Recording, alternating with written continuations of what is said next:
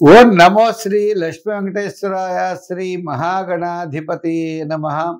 కరారవిందేన పదారవిందం ముఖారవిందే వినివేశయంతం వటస్య పత్రస్య పుటేశయానం బాలం ముకుందం మనసా స్మరామి.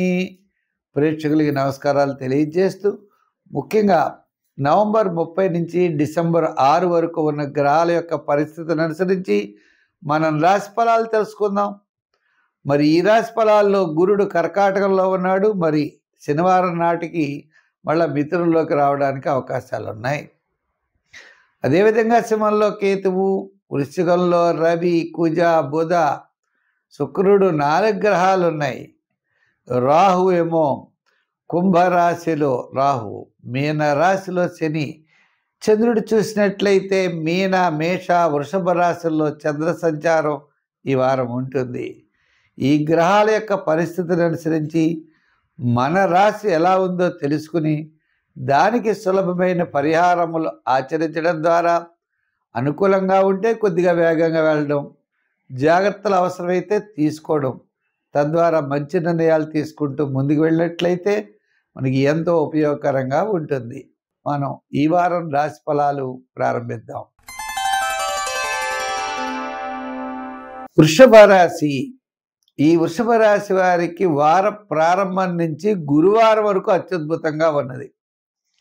వారాంతంలో మాత్రం అకాల భోజనము, శ్రమ. వార ప్రారంభం కార్యజయం, వారం మధ్యలో ముఖ్యమైన వ్యవహారాల్లో విజయం సాధించడం ఉంటుంది. అంటే చంద్రుడి యొక్క బలం సంపూర్ణంగా ఉన్నది. మిగిలిన గ్రహాలు 4 గ్రహాలు సప్తమ స్థానంలో ఉన్నాయి. కొంచెం క్యాలిక్యులేషన్స్ అన్నీ కరెక్ట్గా ఉంటాయి. మీకు మంచి ఆలోచనలతో ముందుకు పెడతారు, మంచి నిర్ణయాలు తీసుకుంటారు. కొంతవరకు కూడా ఈ వారం అనుకూలంగా ఉండేటువంటి పరిస్థితులు కనబడుతున్నాయి. అంచేత మీరు ఎక్కువగా మంచి ఆలోచనలు చేయండి. అలాగనే అదేవిధంగా ఎక్కువ శ్రమపడండి. మీకు మంచి క్లారిటీ ఉంటుంది.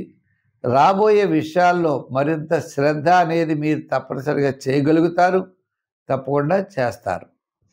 కుటుంబ ఆర్థిక సంతానపరమైన వ్యవహారాలు పెద్దగా ఇబ్బందిగా లేవు, సామాన్యమైన ఫలితాలుగా ఉన్నాయి.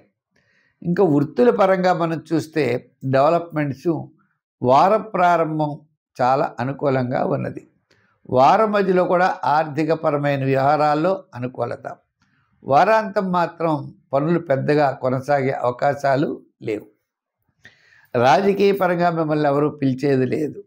వృత్తుల పరంగా మనం చూస్తే ఆర్థిక పరమైన వ్యవహారాలు మీకు ఖర్చు అనేది అయిపోతూనే ఉంటుంది.